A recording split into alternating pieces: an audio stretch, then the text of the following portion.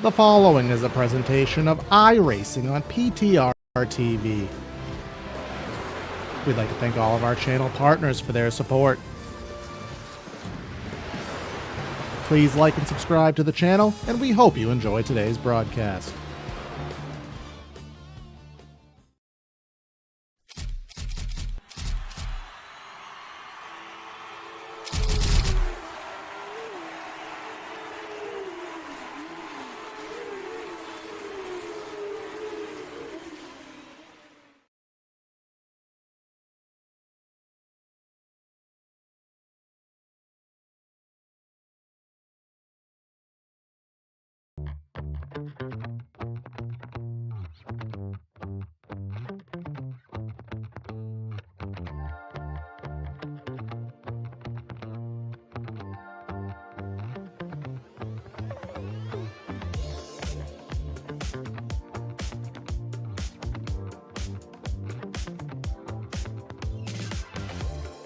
The playoffs are in their second stage here, round 2 of the round 12. It's a concrete racetrack round with Bristol having some chaos in round number 1 with Travis Beckner getting his magic ticket into the round of 8. And now we head to the 1 1/3 mile track here in Nashville, Tennessee. The Nashville Superspeedway to solidify the next round of the playoffs. Let's find out who will advance and whose season will go and end very quickly. Welcome everybody to PTR TV for today's coverage. The Area Truck Series, their playoffs, round number 2 at the Nashville Superspeedway for 133 laps. Gonna be myself, Corey Silva, in the booth and in the production truck. And of course, I got Brad Dalton helping me out here with the call. So Brad, last week at Bristol, it was a whole bunch of caution flags, a whole bunch of drivers who are gonna have issues, which we'll talk about later with penalties. But here we come to another concrete track, and we'll see how these drivers can muster tonight. Yeah, good morning, good afternoon, good evening, everyone, depending on where you're watching in the world and if you're watching this live or watching this on a playback. It's round 2 here. As you said, you know, Bristol last week was a lot of fun. Big shout out to Hunter for being around last week there at the Thursday night edition of Bristol, which was a lot of fun to watch too. But you get the second round of the playoffs going, and it's just going to be fun. I see somebody going off of the backstretch here at Nashville, and well, I tell you what, I see the Cracker Barrel logo, and it makes me hungry too. This is going to be a fun night of racing. Exactly that, as it always is here at the Nashville Superspeedway, and a track that has undergone a couple visual updates here in the iRacing world, and anybody that knows me knows that I quite fancy some visual updates here as of the most recent build. But the track itself, of course, not changing in any capacity. It is still that same 1 1/3 mile layout here. I hope this graphic works. It's half broken because of my overlay issue, but either way, gives you a 1 1/3 mile, nice D-shaped oval there, and I think the turns, if I'm not mistaken, 14 degrees around this place. So, but you will have, and this is unlike last week at Bristol there, Brad, you will have predominantly single file, maybe about a lane and a half to work with. We don't have that virtual resin here. So we may still have the same style of racing, root and scoot, and trying to get some passes made on the bottom. Yeah, I think it's going to be a lot of fun to kind of watch how the trucks handle it here tonight, how everyone sort of goes through. We've seen a lot of Nashville races this year, and as you said, you know, it tends to be sort of a single file run. Everyone sort of settles in together, but I think as we go through tonight, especially with the second round of the playoffs going, the closer we get to the end of the race, I think the more desperation is going to set in for some of these trucks, and it's going to cause some interesting moments. Yeah, absolutely the case here. So as we do get practice finishing out, let's take a look at the point standings. Of course, after one race, Brian Mercurio is leading things down. Jake Nichols in second. You can see 62 points separating our playoff top 12, but the asterisk going to Travis Beckner with the win at Bristol. He is already through, so he can race for playoff points. He can race for staging and confidence. Everybody else really outside of, I'd say, 8th is the cutoff line. So 9th is pretty close, but 10th, 11th, 12th probably going to be a win in necessity there.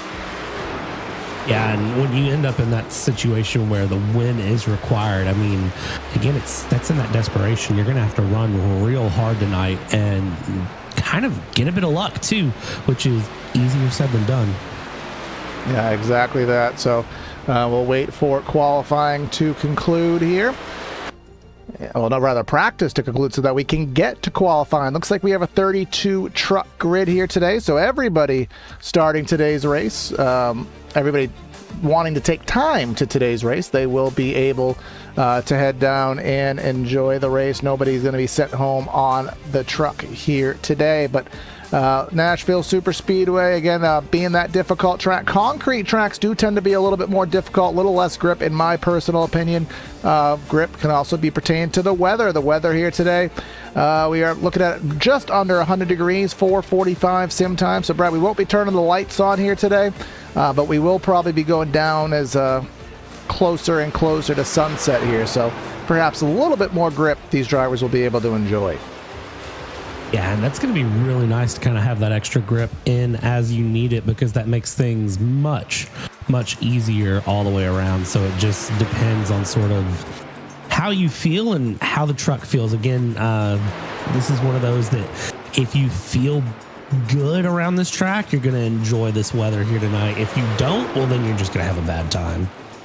Well, exactly that. Having a bad time, obviously not anything that anybody wants to have, because why would you not want to have fun? Brian Mercurio, he must have had a bad start lap there, because he pulled it right down into the pit, right down for a reset rather. But some time should start flowing on in here. Let's see. We got Josh Ballier going top of the board. Nico Servideo here. Justin Anasogak, he'll have his time to come. Nico Servideo is going to stop there. Casey Lakatis pulling out of the pits. Jeremy Miller, and let's see what he can muster.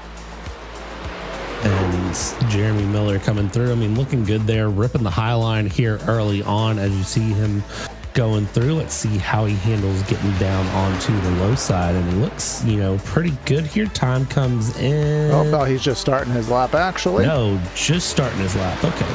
All right, so let's take a gander here, try to see some other drivers currently on track. Looks well, actually, this may be a good time to bring this up, Brad. A lot, and I mean a lot, of drivers are having EOLs here today. Of course, if you are deemed at fault for an incident, you are going to be given +2 incident points to your record within the series. As here comes Mercurio, 43 is 41. That'll put him P1 there. But you get incident points, and the penalty for getting 2 incident points assessed to you is an EOL in the subsequent week. And we had a lot of cautions last week, so that means a lot of drivers at fault, a lot of drivers paying the price with their starting position tonight. Yeah. Casey Lakatis, P2. Where'd that come from? And I say that with all respect. Do we though? It's Casey. We love our boy Casey here. So. Casey knows we love him. Yeah, you want to talk about a long list of end-of-line drivers. 2, 4, 6, 8, 10, 12, 14, 15 drivers to the end of the line, and one with a drive-through. I mean, wow. Yeah, we'll see what happens. Mason Kane, another one of our playoff drivers here. And that lap will be P2. So Casey's P2 was a very short-lived endeavor. And Forrest Smith coming off of the corner here. Let's see what he can muster. That 15. He was pretty sporty last week at Bristol. I think he managed a top 10. Qualifies just outside of that, but now a bunch of laps going to come in hot and heavy right now. Let's see if anything changes at the top of the board. Mason Kane P2. Garrett Conrath in 4th.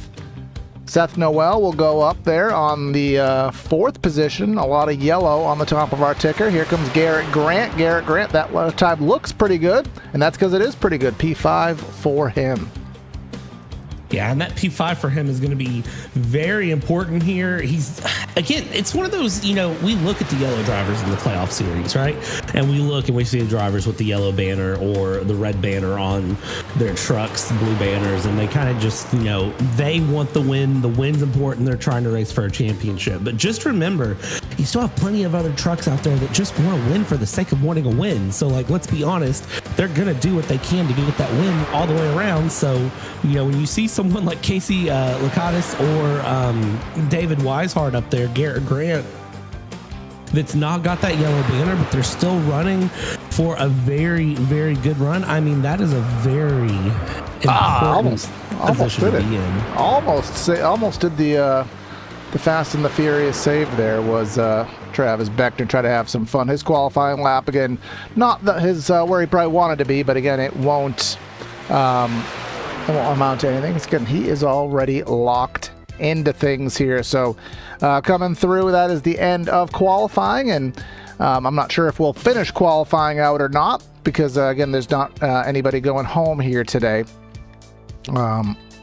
But either way, we'll see what happens here. Getting a last-second opportunity to find your pit stall and stuff like that. But again, I want to thank everyone tuning in here to PTR TV on YouTube and on Facebook.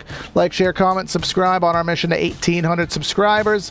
If you're watching on Twitch on the VOD, we're still trying to figure out why our software magically just pooped the bed on us, but if you're watching there, consider subscribing. $5 a month gets you your ability to get custom emotes and earn double points on your merch, which you couldn't in turn get for free at the end of the spectrum there. But a little bit of warm up here at the Nashville Super Speedway, and again, just looking back at those points standings, and we're kind of going back to some quote-unquote normal tracks next week, Brad. Of course, Bristol and Nashville, they're kind of anomalies, a short track, and this is kind of being a middle-of-the-road track. It's not a short track. It's not a speedway. But next week we head to Vegas, and then we have Auto Club. So two quote-unquote normal-ish tracks to solidify our title for. Yeah, I'm pretty excited to sort of see how that goes through. I think it's going to be really interesting to see how those two rounds go. I think Auto Club is going to be an exciting one, of course, to get to Auto Club. Got to get through Vegas. I think both of them are going to be a lot of fun. So let's watch and see sort of how that plays out. But of course, Nashville is going to be the big name of the game here today. And I do think when it's all said and done here, this Nashville race tonight is going to be a lot of fun. I'm really excited to see where all of our drivers find themselves when it's all said and done. Yeah, we'll see what happens there. So 3 minutes left, and again, just everybody getting their last second laps. And just ahead of Sogak here in that number 88. I'll tell you, ever since he got rid of the Dale Yass scheme, the old Budweiser scheme, ever since he stopped running that about 2-3 weeks ago, he's been running this charity scheme of sorts. He has been significantly faster, not indicated by him rolling down the back straightaway there, but he has been much faster, much more competitive in that Alpha 1 Foundation Silverado. So I wonder if there's anything to that there. So either way, we'll see what happens. Mason Kane still in the playoffs after his Daytona win, where he hasn't had much luck after that. And look at him try to come onto the pit road, something that these drivers should definitely try. They should try to go into the pits because green flag stops here are not easy. Yeah, green flag stops are going to be really interesting to sort of see where they come out when it's all said and done. And it's something, again, we kind of talk about it. Drivers need to practice that a bit more than you would think that they, typically do. A lot of times drivers don't practice that. And I don't know about you, Corey, but I like practicing pit stops. I'll go out and I'll run 10, 15 laps and then just slam a pit stop in. And even then, I don't run enough laps because the problem is you can go out, do an out lap, a push lap, and an in lap and be fine, right? Kind of run that F1 qualifying setup. But if you don't really pay attention to what you're doing there, and there's a difference between doing that right off the bat and doing that after like 80 laps out on track and having those tires screaming and a light load of fuel. It's so weird. Yeah, definitely is the case. Can definitely cause you some problems there. Handling definitely goes as tire wear goes. So it's, again, a lot of people will say don't practice pit stops on a full fuel load on new tires because it's not going to mean anything. You got to do it on those old tires, but then you have to run 40 or 50 laps to test that out. So some drivers don't have the time or the patience for that. Of course, I would be someone to do that. And look at this. For our Twitch viewers, we are back. It only took a lot of troubleshooting and a little extra money out of pocket, but our Twitch is back. So again, if you're watching on Twitch, like, share, comment, subscribe, do your $5 subscription, help the league out, help series out. But now let's head down trackside for our starting lineup. And our starting lineup, of course, is brought to you by Central Mobile Homes. And I don't have that ad read in front of me, but we'll do the grid first. And of course, we'll do our ad read for Central Mobile Homes. Well, let's go down, Brad. And how about you start us off today with our PTR TV/Central Mobile Homes starting lineup? And look at this front row. Now, this is a front row. Brian Mercurio up on the front from coast to coast with Mason Kane. The one win, take all, run away. Mason Kane in second place. Casey, our boy Casey Lacatus there in third with Seth Noel in P4. From there, we're going to go P5, which is going to be Garrett Grant with David Weishart Racing, and Low Money Racing's Garrett Conrath will find sixth place. From there, Jonathan Evans is in P7 with David Weishart in eighth place. Kenny Brady P9 and 10th place. Jake Nichols rounds out that fifth row. Me, Pat Scioli will start off in P11 for coast to coast, and then Josh Ballier in the 12th position. 13th finds Mr. Jake Fisher. He needs a good run to keep his playoff life alive. Jalen Handcamp in the 14th spot. Peyton Howell 15th, and then Danny Ware. Where is he? Right outside of row number 8. Jordan Kuntz out of insert flag here. I don't know where that is. Rocky Boyd in 18th, 19th and 20th. For us, he's in 19th. And then Ben, the T stands for 20 because he's in 20th. From there, we're going to go P21, Bryce Sinisak. And then 22nd place is AJ Stravato. And then Jeremy Miller will find 23rd with Nico Servideo in 24th. Ryan Nowicki in P25 with Doug DeNice. It's very nice to see him in 26th. Gabe Herschel, P27 for Coast to Coast, and Tanner Love will not love that Lucky Ducks is in P28. Travis Beckner will beckon his way into 29th with Caden Diedrich in 30th. I'm going to finish this one out. 31st place, Justin Anasogak. Tyler Hallman, 32nd, and that is all. That be it, yo, here. And now let's take a look at our race details here and all these cameras. I don't have our Whiplash cameras here today, unfortunately. So some of these cameras are not the best in the world. We'll work through it, though. Our 133-lap race, again, no stages, 4 sets of Goodyears in the pits to their avail with, of course, our fixed sets and our full fuel load. Haven't been privy to information, but I'd gather 80 to 85 laps of pit time, but I have a strange feeling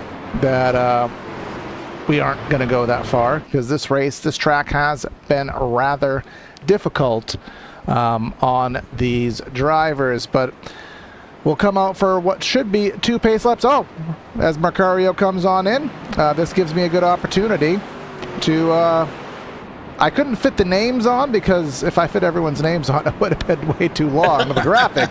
But all those are the car numbers of those who have an EOL. And then the ultra unlucky driver is Tyler Hallman, who he will have to make a drive-through penalty, which will lose him a lap, or if not a lap, super-duper close to it. Yeah, and it's, one of those that you see all of those end lines hit, and it just... So if you're a driver with the end line, it just hurts. Brad. Look who has the pseudo pole here today. Unless they give it to Seth Noel on the outside, it's going to be Casey Lacatus on the makeshift pole here today. And again, our race lineup brought to you by Central Mobile Homes. If you're looking for a large or a small trailer, again, I didn't have it in front of me. I thought I could do it offhand. A large or a small home, a new shed or triple truck trailer, look no closer than Central Mobile Homes. Proudly serving Florida customers for 29 years. Plethora of small and large home floor plans. Shed designs and triple crowd trailers available at LaBelle, Okeechobee, Clewiston, and Sebring. Head to centralmobilehomesinc.com. You'd think after reading these twice a week for about 4 or 5 months now, I'd have them down pat, but ain't that good. But what is good is the fact that we're heading down the back straightaway here at Nashville Super Speedway. Casey Lacatus gonna get things rolling down for us tonight, Brad. Yeah, let's see how Casey does here. Seth Noel to the outside. That's a quick driver to join him there. So, I mean, he's going to be in an interesting position, and I have a feeling he's going to do just fine with it, though, when it's all said and done. And as they come around through Nashville turn 3, turn 4, they're going to be heading towards that restart zone. And to tell you what, who's going to eat the fried chicken at the end? Who's got the meatloaf? Who has a stack of Mama's hotcakes? I don't have the answer, but we're going to find out. Past the Cracker Barrel sign we go, down into to the restart zone. We stand, the Echo Park restart zone, and we're underway. And that is how you represent PTR TV on a race start. Seth Noel to the outside. Well, the outside line is good here at Nashville, is going to get away. And I see 3 wide already before we hit turn 1. We're playoff racing, boys. That is a little bit scary there. Who is the meat in the sandwich? That is Jordan Kuntz, who is in that bright white truck and teal truck. But here comes the 78, Kenny Brady. I don't think we've seen him in a few weeks. Remember, he has been very competitive, and he is showing that in the very early stages. Are we pushing 4 wide, Brad? We very nearly did off of turn number 4 there to complete lap number 1. Weishart to the inside, trying to shut the door on Brady. He will do it for the time being, and we may be scooting for P1 already. Casey Lacade looking feisty here today. Let's see what that number 50 of Casey has here. Here's the thing. Remember, you don't win it on lap 1, but doggone if it wouldn't feel good to lead it on lap 1. Watch Garrett Conrath there, the red truck down to the inside, trying to get past Casey. Further back, 3 wide here, the 52, the 99, the 49, the 7. I mean, you got trucks everywhere. You're just going through 2 wide, 3 wide. This is Nashville, though. This is the thing. They're going to run this for a while. Eventually, it'll smooth out, but for now, it's just carnage. Well, it ain't carnage yet because we haven't wrecked it. So, knock on wood, we'll keep it that way for the time. But never mind.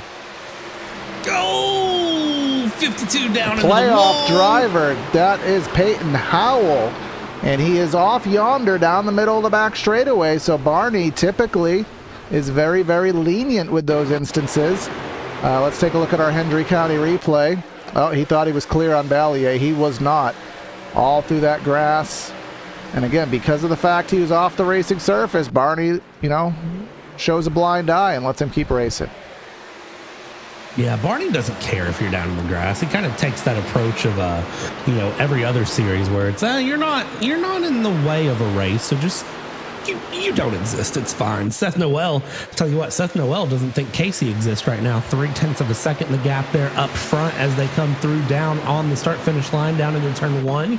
And Casey is just sort of cruising back. There's the 49 of Garrett Conrath trying to get around the 5 of Garrett Grant, trying to take the high line around and is going to clear him behind. That's going to open up Kenny Brady, the 78, try to come down low. They just sort of battle it out here.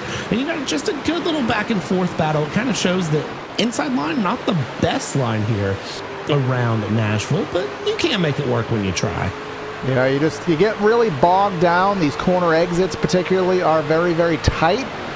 So having to put that extra wheel in the truck rather, certainly doesn't help things out. But then you get to the corner, and again, in the real world, they have that resin, which is basically a sticky solution, not quite PJ1, but it's kind of a sticky type substance that goes down, and it doesn't provide grip directly, but what it does is it helps the rubber lay into the track, which in and of itself kind of provides grip, allows these guys to run about 3 wide in the real world. We don't have that in the virtual world, so we are kind of stuck to within the bottom lane and a half, which with the clean air and the dirty air factor certainly makes things a little bit difficult. But let's go back a little bit further. The only driver outside of the second lane right now is Danny Ware.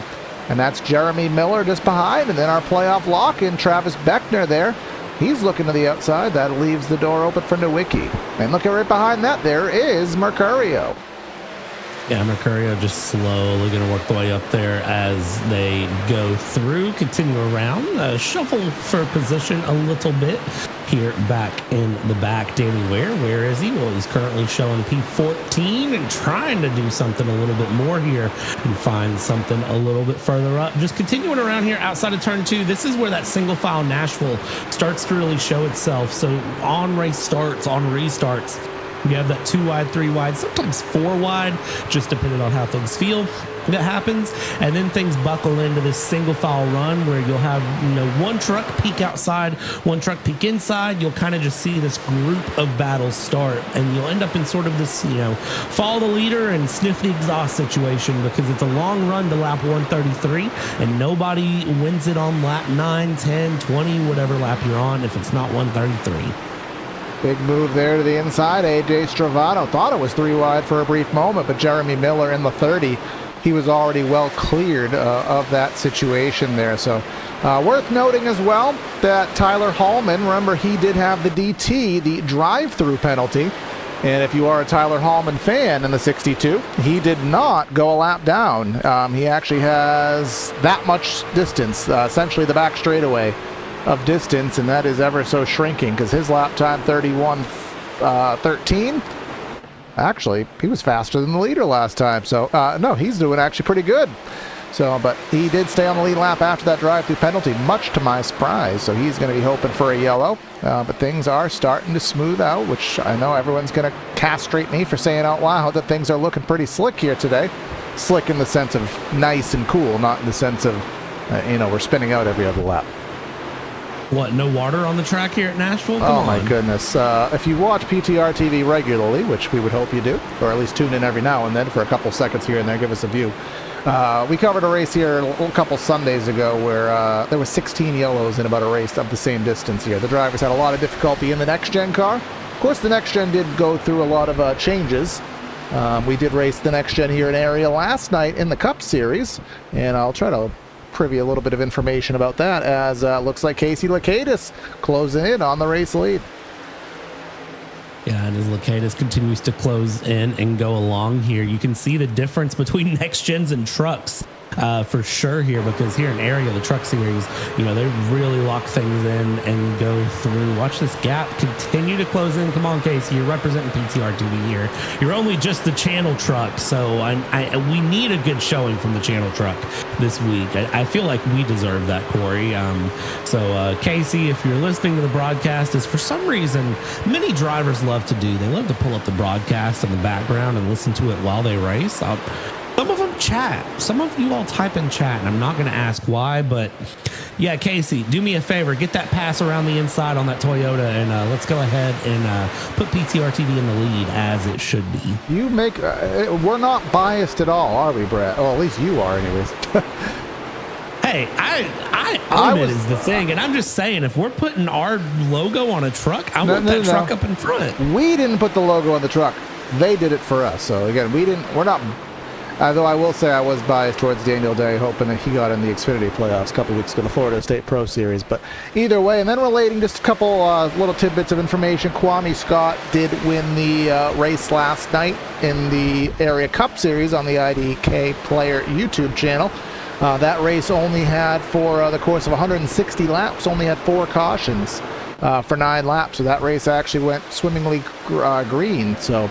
And we are in the daytime conditions here, so again, grip is a little bit lesser than usual. But here comes Danny Ware, first battle on the track, and Mercurio has already cleared ahead of this. He is in the 14th spot, and Stravato getting a little bit tight, had to back off. And then here comes Travis Beckner trying to decide, do I get overly aggressive? I don't need to, because, I'm already locked in, but I do want to get up to the front. Mr. Beckner does. I mean, Travis Beckner would love a win. I mean, locked in or not, he'd love to get the win here. I mean, you're a race car driver, a race truck driver. You're going for wins here. You're not just racing for the fun of racing. Usually, you'd love to be up front. I mean, here's the thing. We're in a league, right? Like, you're running for a win every time you show up here. You're not just running for fun. You're not running to get safety rating and iRating. You're showing up to show off at this point if you're in area. Especially at the back end of the season, you show up to show off. 13 here trying to show up to show off on the 35. AJ Stravato trying to get past Danny Ware. Where's Danny Ware? Danny Ware's in that red and white 35 on the high line there, trying to go through. And let's see as they hold it side by side still, as Mercurio is just ahead going through that red banner truck, just ahead there. 13:35 still holding it side by side on the exit of 4. Yes, they are indeed. I do want to just go back to the front of the field just a little bit, and you could see that battle that Lakatos was enduring towards Noel has fizzled out. And again, we don't cover the Monday series, so I'm just kind of looking into some stats here while we're covering today's stream. Noel is leading after the first race after both races of the playoffs, so heading into the next round. Noel is leading the points over there in the Cup Series, and ideally, I'm pretty sure if memory serves, he races on Thursdays too. So wouldn't that be nice to be able to get a triple crown here in the area? I don't know if anybody's ever done that. I imagine not, because that'd be a difficult feat. But Noel trying to put his stamp on Monday nights and also put his stamp on Tuesday nights. Yeah, I mean, why wouldn't you want to do that, though? Let's be honest. That's one of those that, if you can end up in a position to get the Triple Crown, do it. Just absolutely send it. Because it always produces a great story if you could do that. And that's one of those that, we talk about things that go on the sim racing resume. As the 35 is spinning in the background there. Danny Ware. We've been showing Danny Ware all stream. I was looking at the point standings. Yep, there he goes. We'll take a look at our Hendry County replay. Perhaps commentators curse there on Danny Ware as we've had him on screen for a good portion of the broadcast. Up top of the racetrack, Stravado, a lot of help there. And the painters of the grass, he didn't go through the Cracker Barrel logo, so the artists won't get too mad at him there, but a lot of track position lost, no damage, no caution. And no caution being the nicest part of that, because if you can get away with the no caution, you just kind of keep things moving and grooving, which is exactly what you want to see here as we go through on board. Currently watching the battle between Jake Nichols and Jake Fisher. Jake versus Jake. Who's going to win? Who's going to get ahead of who? Well, it's going to be a Jake ahead of a Jake, at least. I can tell you that much as they go through and continue on. You can see the line being taken here through 3 and 4 out of the exit onto the straightaway coming through. Pretty much, again, it's that Nashville Super Speedway setup where, you kind of just get into a rhythm here and you're trying to get closer to the end and just hold the rhythm as much as you can. And then I can confirm, as again, I'm just kind of scooting through chats here, that Noel is not on Thursdays. He is not running on Thursday, so he won't get the Triple Crown, but at the very least, 2 out of 3, especially if that's all you're running, that's certainly going to be something worth going for. But David Weishart, who has just had, he has been one of those, if he didn't have bad luck, he wouldn't have luck at all. And he's had much more pace, I would say, the second half of the season. Remember our Season 1 Cup champion, Mr. Weishart. He's had a lot more pace second half of the season. But the luck this guy has had is just absolutely atrocious. He's the guy that would get struck by lightning twice on a sunny day. Which, by the way, you have a better chance of getting struck by lightning twice on a sunny day than winning the Powerball. Cool little tidbits of information there.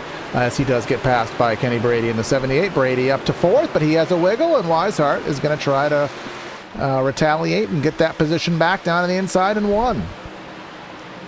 And there he goes through around down the inside yet again, trying to hold on. 78's going to work the high line, though. Doing a great job there. Kenny Brady getting the way around and getting back up into position, but still holding that side-by-side as they come down the backstretch here. And you can see just how much the field has spread out at this point as everyone goes through, still holding side-by-sides up and down the field. Jake Fisher there trying to go around the outside of Joshua Ballet, trying to play the ballet here, and it looks like doing a good job of it there. Jake Fisher holding on to P number 8. And it is worth noting as well that even though we did not have a caution, that does not absolve anybody of fault. AJ Stravado not getting a +2 incident penalty as a blinks out of the world, but he did get 1 incident point assessed to him for that incident that he had with I think I already forgot who it was. Memory doesn't go back that far, but yes, 1 incident point assessed to him. 73 of Jake Nichols. He is trying to work his way forward. He started today's race in 10th, up to 6th. But look at Garrett Conrath, someone who's always been competitive, but hasn't been going for the wins necessarily. But Garrett Conrath always there and has been top of the points, near the top of the points the majority of the season, closing in on that 73. Yeah, continue closing in there as he goes. Just, at this point again in the run, you kind of know where you're at and where you're at in points. And depending on where you're at in points, you're either really racing for the win here because it's all you kind of have to hope to move forward into the second half of the playoffs, or you're just, you already know you're done, dusted, in, out, whatever it may be here as we go through. Still watching this battle. Watch out there for the 86 Apacheoli. He might have to patch up a truck if he's not careful there, trying to go around the inside of Bryce Sinesak, getting blocked a little bit there by Travis Beckner, as Beckner is still following through with Brian Mercurio up ahead, and then the 13 in the mix as well. They're just behind of AJ Stravado. This is a feisty little battle coming up, and don't forget Mason Kane, the Daytona winner, who sort of just coasted through the rest of the season. And he said when it was playoff time, he was ready to party. And I tell you what, that 31 might be really showing why he's ready to party today here in Nashville. Someone who's fallen off the party train just a little bit is Casey Lakatis here. Well, Lakatis, pardon me. I think I'd get it right at this point of the season. He's now back to 4th. Garrett Grant has gotten up to 2nd. and Kenny Brady is in third. And we are starting to have a little bit of lap traffic. Hallman, remember, he was the drive-through recipient. His time up front ahead of the leaders slowly coming to a close here. And then Peyton Howell, he was the one that spun through the grass and did recover, but a little bit of damage to be had to that truck here. So you talked about things being done and dusted, Brad. That is also Hendry County Motorsports Park, only for their summer season. They are closed for the summer season due to the heat in South Florida. But make sure you like them at HendryRacing.com. Check it out. When racing comes back in mid-September, you can get your tickets for $20 and your family pack for $25 and let your kids get in free. Again, Florida heat a little bit too much, so they're closed for the season, for the summer season. But racing will be back there soon at HendryRacing.com. And that's going to be some fun racing, I'd say, to get into. I don't have a reason to make a trip to South Florida, unfortunately, but, make one just to go to Hendry County there and just have some fun. It'd be a fun one if you're in that area. Definitely show your local track some love and support here. Showing some love and support right now is still this mid-top 10 battle that really kicks off there with David Weishart and Casey Lucatis, who's dropped down into P4 and continues to sort of just hold his own there as he can there in that number 50. I mean, he's just... I think at this point, again, we're about to hit 100 laps to go, only 32 laps down. I wouldn't stress it if I was him right now. He's losing a little bit of time there to the top three, but it's not in a bad position, all things considered. Here he goes round the outside, Travis Beckner in that number 28, which I believe he's going. I think he is the passer. Yes, he is. So maybe some grip to be had. That track heats up, the groove heats up. That Hendry County Silverado, just getting updated here from our YouTube. They will have a demo derby, enduro, and some crazy races on August 30th. So they won't be waiting fully until mid-September to get some of your fun in, maybe before the school season starts there in August 30th, depending where you are in the world. Sometimes they start school in September, sometimes they start at late August, but either way, that might be a little end of summer folly that you can help attend there. Timmy Pacioli, what's on tap? Not in our chat here today, but what's on tap? Is Brian Mercurio wants the spot. Actually, no, Mercurio lost the spot. He was in 14th. Now he's down to 15th. And looks like, if anything, Mercurio might be holding things up. Stravano, Kane, and then Nowicki have since closed in on that number 82. Again, I think we're just, Nashville is such a unique sort of track to me because of the way it runs. And you sort of have to race it with a Daytona or Talladega mindset of, sometimes it's better to just run and go and hang on as opposed to, overdrive, over push. And I almost wonder if that's not what he's doing right now, of just not trying to do too much too early, as Jalen Handcamp there and Joshua Ballet are playing the ballet and giving a little bit of back and forth, trying to see who can get ahead of whom there as we jump further back with the number 80, who is now trying to give challenge, give chase, give run, and find his way forward if he can against that number 88. Yeah, I just talked earlier about Anasogak having a lot more speed late season here since he's changed paint schemes, or liveries for you road folk. Which, if you're a road folk, I don't know why you're watching this, but either way, ever since he's changed paint schemes, he has been a lot faster, but that speed not showing tonight here at Nashville, currently in the 22nd spot, going a little bit further back, trying to get everybody their little time in the sun here. Tanner Love, Ben Pierce, that's 24th and 25th position. Nico Servideo, again, he's another person who has really had a lot more speed in recent weeks, but again, this track's such an anomaly. And speaking of an anomaly, let's go 3 wide. That's Peyton Howell out to the outside. He is a slower vehicle. Lacanis has come back to the clutches of Weishart, and now Jake Nichols on his charge to the field tour. He's going to rip around the outside lane here at Nashville. That outside starting to come into its own here on lap number 37 and move Jake Nichols into P5 and maybe 4 if we don't wreck. All right, so does anyone want to remind them that the race ends on lap 133? They've got some time here. I think this is, this is impatience starting to kick in. This is frustration of being stuck behind someone you don't want to be stuck behind there. And unfortunately for Casey, he is the cork in the bottle, and everyone has decided that they're going to pop the cork, send him back, and just go ahead and shuffle him to the back of the longest line and send him out of the way. 73, Jake Nichols gets past there, and I'd say that 29 isn't far behind. Garrett Conrath doesn't get past the 29 first as they go through side by side. Down low they go. Where they stop? Well, right now they're going to stop in about 95 laps. Good thing you did that math. Oh, someone's trying to stop a lot earlier than that as a red truck.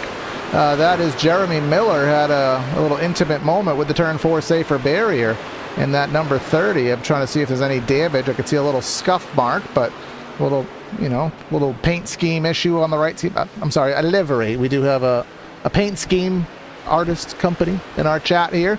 That's a debate that PTR TV will never settle, paint scheme versus livery, but something that is trying to be settled is the 29 and the 49. Weishart, again, turn 4 seeming to be the trouble spot, but he kept the momentum built up, which is rather impressive, and he kisses the wall on the entry of turn 1, opens the door for the 49, but speaking of David Weishart Racing, Garrett Grant kind of going under the radar here today in that number 5 truck. Most starts in area history, and he is in second, about a half second or so off. Kenny Brady is about 3 seconds behind him. But he has kept Seth Noel honest, kept him in check this entire race as we come to lap number 40, closing in on 1/3 distance. And this is where we'll have to consider pit stops, of which David Weishart has already considered.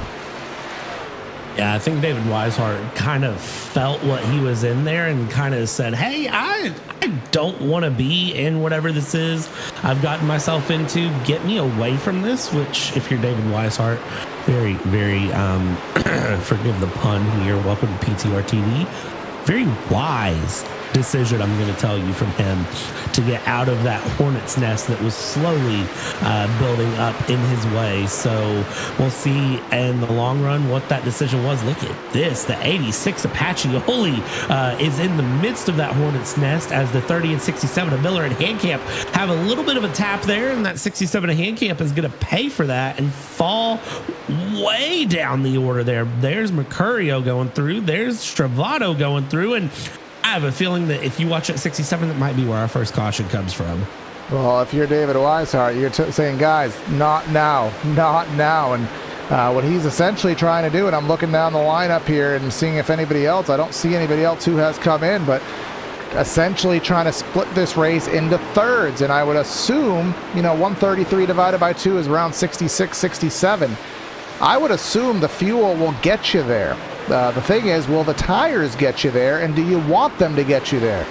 So do you want to do that one-stop, two-stop? Perhaps lap 45 will be another lap for drivers who are looking to maybe do that two-stop strategy if they're going to go on that green flag cycle of tonight's race.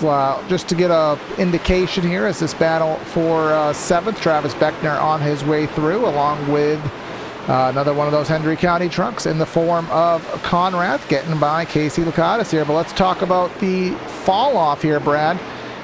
30.6 for the best, 32.2. What's that? 1.6 seconds of fall off. That is a lot of time on the stopwatch for fresh tires. So the two-stop versus one-stop may be something to consider.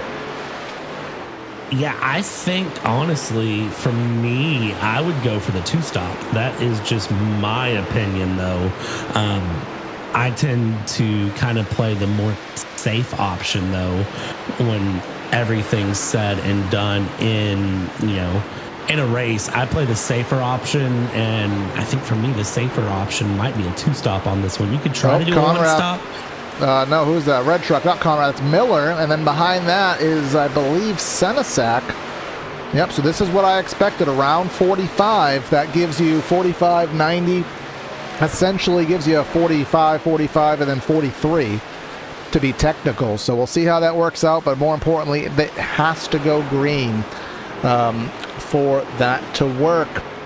So this is certainly going to be entertaining, and if you need more entertainment outside of the broadcast world and at your next party, consider Elite Entertainment from Boiling Spring, South Carolina. They provide a high-quality band production at any location and karaoke, singo, and more. You can visit the link tree in the description, Elite Entertainment.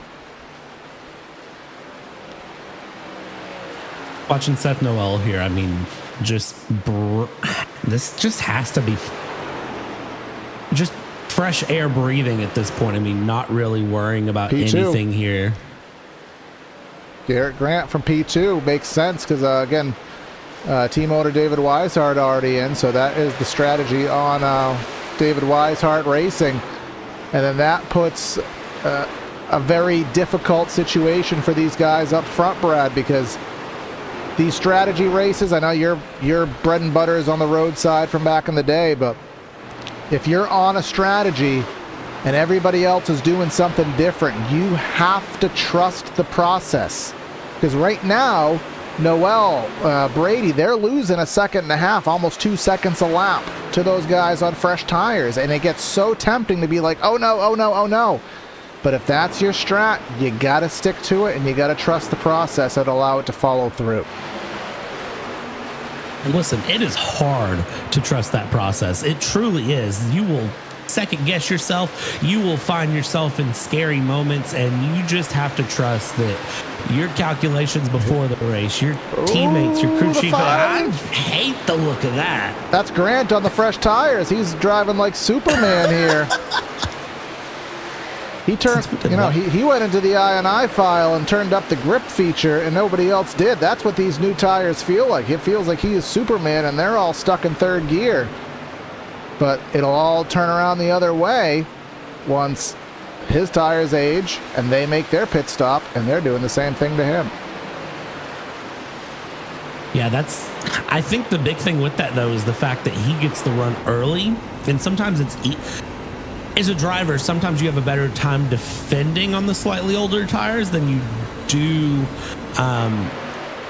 trying to pit earlier and make those fresh tires work. It's weird to explain, but it kind of, when you're in the seat, it makes more sense that sometimes as a driver, you make things work in a way that's, just doable. So watch that 5. I think Garrett Grant is going to find himself in a very good position here shortly once these pit stop cycles. Seth Noel is in. Now, to my point of trusting the process, I utter some confusion now. This would be, 80 laps? Which, I don't know if that's doable. If it is, it's on the very, very end of doability. Those tires are going to be ancient towards the end of it. So, whether he is going to make it a one-stop or a two-stop, I don't know. But, given his level here on the sim, he's leading the Cup Series points. He's obviously competitive here. He knows what he's doing. But for a one-stopper, that'd be a little early, in my opinion. Even here, getting a little ping in chat. Jacob Bell, he thinks people can make it to the end.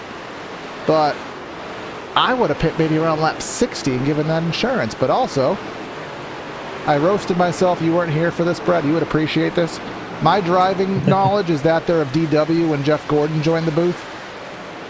My knowledge is so outdated because I just don't get to drive anymore. Maybe they can make it, but we'll find out. We have chat who's usually pretty good at helping us, so you're going to learn the strategy just as well as we do. As here comes Forrest Smith in that 15 in. See, here's the thing with, you and me is that we rely a lot on YouTube chat, and we rely a lot on those drivers, behind the scenes to give us that little bit of extra edge that sometimes we don't get because I'm kind of just like you. I just bought a house. I don't have a lot of time to drive right now. So we'll see what happens here, where it goes. And, again, though, doing the calculations on my knowledge of what I know, what I'm comfortable with, that tire fall off. Oh no! Somebody, playoff driver, missed who is that? That's Jake Fisher. I think Jake Fisher missed the pits, which is talked about in the opening. Practice a green flag stop. Oh, Senesac. Was he trying to slow down?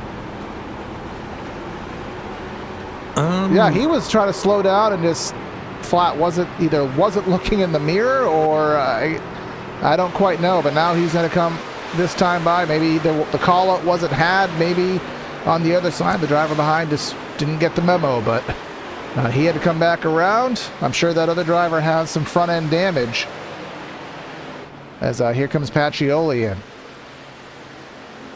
Not what you want to see there at all in that moment. 74-67 side by side now. That is Nowicki and Handcamp that are going side by side here as they run through. And let's see there as that number 09 is going to carve through. Again, on the fresh tires, just audio. And that was Senesac. I believe I just said that. It was Senesac, the one that kind of had that contact. And I don't see any nose damage, so he's all right. Kenny Brady is our leader through the cycle now, half second over Jake Nichols. And let's pull up our stint graphic, because that'll give us the best indication of where we stand and who is on what strat. Our first pit stop is David Weishart. He's in the 18th position right now. And behind that, you have Garrett Grant, about a second or so behind him. And then Seth Noel is about 2 seconds behind that. So basically from Weishart to Noel is roughly 3 seconds right now. And in terms of tires, that's an 11 lap difference. So we certainly know Weishart's on a 2-stopper. We certainly know that Grant is on a 2-stopper. The question mark lies with Seth Noel, and we imagine everybody else after that should. You can hear the confidence in my voice. Everybody who pitted after Noel should probably be good for a 1-stop, but we don't know. And confirmation, the 84 did not call out his pit stop, so that was a blind stop for Senesac to react to. Yeah, and that's unfortunate for Senesac to kind of catch himself in that position. I'm going to tell you right now, just looking at the pace difference all the way through the field here of those who, hit earlier, those who didn't, kind of looking at fall off here. So looking at Jake Nichols there in the 73, a 32.5 was his last lap, a 30.8 his fastest lap, 30.7 to 30.9 is most people's fastest lap, somewhere in there. So I mean, if you're, and I'm looking at Anna Sogak, who has the 30.9 there. So I mean, if you're running a 30.9 as your best lap, you've probably been saving since lap 1. And as we can see, Anna Sogak hasn't pit yet. So it's just such a, I don't know. But our boy Casey is trying to make it work on a 1-stop. So maybe I need to switch to the 1-stop mindset. I just don't think that's the right option. Brad, I'm getting insight here. Let's see if they do it. Everyone, as soon as they know we're on air, they stop doing. Nope, he's doing it. Brady is clutching it, which implies fuel save. Now, mathematics says that around 67 is halfway. I would imagine fuel is okay from this juncture on. Here comes Ballier. Here comes Diedrich into the pits here. A lot to be discussed here in this race. And if you do like NASCAR and you like hearing people discuss it, check out the High Banks podcast. Two blue-collar guys, Nick and Alex, talking about NASCAR more. Episode 228 has Jacob Bell. That is on Spotify. That is the High Banks podcast. I did ask Hunter who Nick and Alex are. He didn't have an answer. Jacob didn't tell me either. Nick and Alex are a mystery, but they're cool, two badass guys that are fun to listen to with NASCAR. So solve the mystery and check them out on Spotify. And that is exactly what you should do after this race, though, because we're hitting almost half race distance. And when you hit half race distance, a switch is going to flip for some of these trucks. And things are going to get interesting here as we go through. 74 of Ryan Nowicki into the pits here. The 78 of Kenny Brady continues to lead over Jake Nichols by a couple tenths here. Now, are they still clutching? Because if they are, I think that's interesting. And let's see here. Yes, sir. So... all right. So this is the fact that they clutch it right now implies that it's a lot harder to make it from halfway than we're justifying, which would imply that anybody to this point would have to have 2 stops. So we know nothing now, folks. We are literally just throw our knowledge in the paper shredder, put the paper shredder in the campfire, put some kerosene on it, and light it on fire. That is what we know right now, folks. All right, Miranda Lambert, calm down over there. Anyways, the one thing I'm going to point out with all of this, though, is that the longer they go to the first stint, the less time they deal with poopy tires on the second stint. As we can see, Mercurio's in, Rocky Boyd is not in. I was about to say he was in. Stravato's in, and Anna Sogak's in. Here it comes. Here comes Brady. Brady. No. Wow. Did it with style, but he did it. I mean, that's one way to do it, I guess. Not the way I would prefer, but definitely not the fastest. Is that a Ricky Rudd save of the race contender? I wouldn't even call that a save. That was kind of, for all you know, he just wanted to look cool. Yeah, see, that was a controlled slide right there. I'm gonna say he's practiced that at least once. Ben Pierce in the pits. Pits becoming a busy place here. Here comes Jake Nichols, and there goes Garrett Conrath. Garrett going Steph Curry for 3, trying to gain some time there, and I believe he will do that. Coming into the attention of the crew here, as overlays might be pooping the bed on me right here. So forgive a second here while we reboot them up here.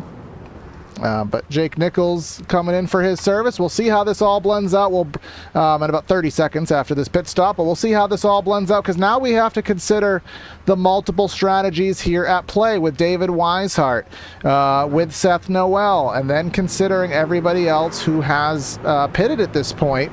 To see how this is going to play out. Garrett Conrath did a really, really good job blending out and gaining a whole bunch of time through that cycle. But now let's see where things shake out. Seth Noel has gained the lead back, which is really nice for him. Garrett Grant in second, which is where he was prior. But David Weishart is showing as essentially the winner right now, being in the third spot. And then we have Jeremy Miller in fourth, Travis Beckner in fifth, and Pacioli in sixth. So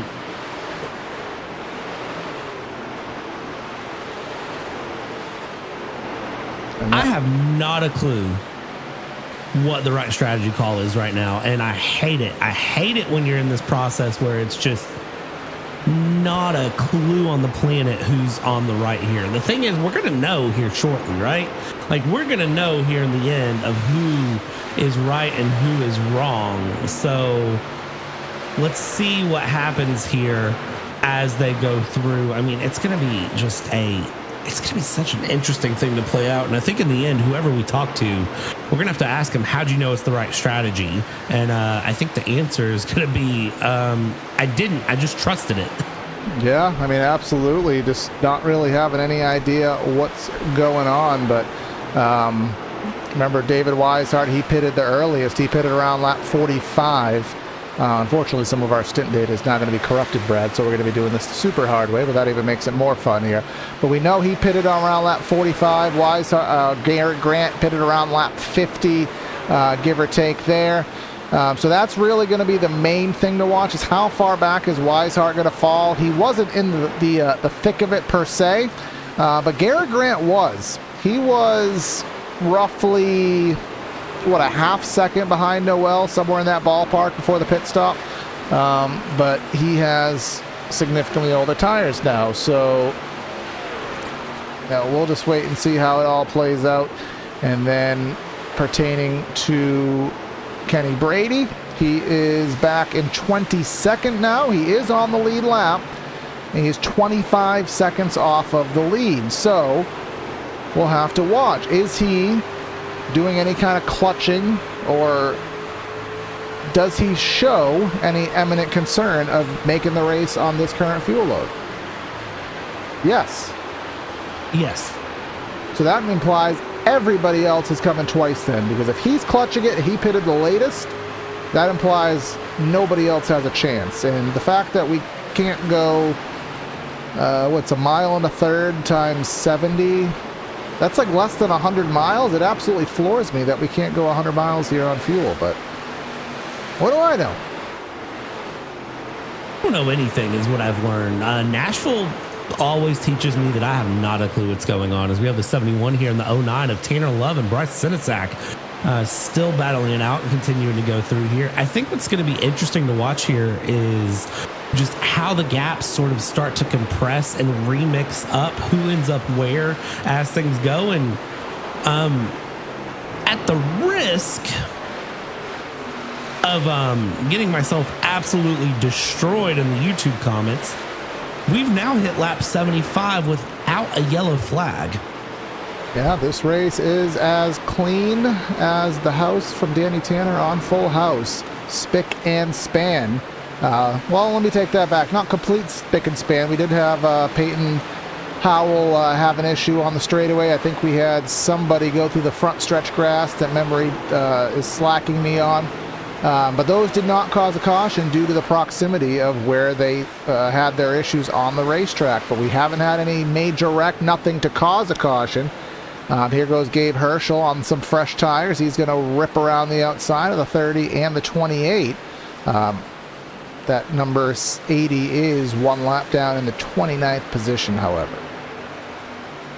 Yeah, and seeing that number 80 one lap down there, I mean, it's unfortunate. It hurts, but, kind of do what you can here. So we go through the 49 and the 73. Garrett Conrath all the way down in 19th. Gonna hope for a miracle run here on the day as things go, and that's sometimes easier said than done as we continue along and continue to watch that battle between the 49 and the 73. And let's see here how that number 73, Jake Nichols, handles having Conrath behind. I think right now, again, it's just drive through. We're going to start to see the pressure turn up here, I think, Corey, from some drivers. Is the 49 proves my point. Right on brand. And then here comes another battle. It's Senesac, and that is Diedrich for that 12th position.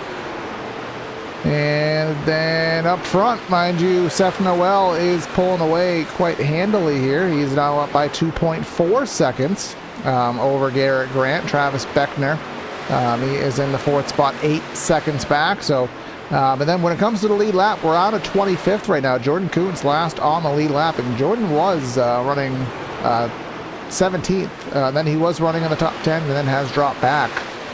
So he is starting to struggle here as things are getting hot here at Nashville. The racing, the strategies, and something else that's hot is rickshotsauce.com. You can head over to rickshotsauce.com for some of the best sauces in South Florida made locally. There's the Lokahatchee Classic, Golden Garlic, Palm Beach Pineapple, and South Beach Heat. There is the Rick's Hot Sauce Rookie of the Year battle on Mondays in the Area Cup Series, where they're sponsoring a $100 prize for that top rookie. So you can check them out, rickshotsauce.com. Tell you what, I don't think I need some hot sauce for this race, though. I might need some for my chicken tenders for lunch tomorrow, but I don't think I need hot sauce for this race because even though it's been green flag all the way through, things are heating up all the way around as they go. I mean, look at this, the 24, the 84, the 7, Caden Diedrich trying to go low there on the 84, Jake Fisher. That's a playoff truck with a non-playoff truck battling, and then the 28 and the 29 going side by side. Plenty of battles all the way through here as we go. Yeah, that's David Weishart. Remember, he was the first to pit around lap 43, I believe it was. And he is going to be closing in on that second pit stop. I mean, the window's open for it. It's just a matter of how much is he willing to lose, how much is he looking to gain, and on that last stint of the race and kissing that safer barrier. And we do have a pit stop. Danny Ware, he was one of the ones who had an agricultural excursion earlier in the event. And he is going to be the first driver to make that second pit stop.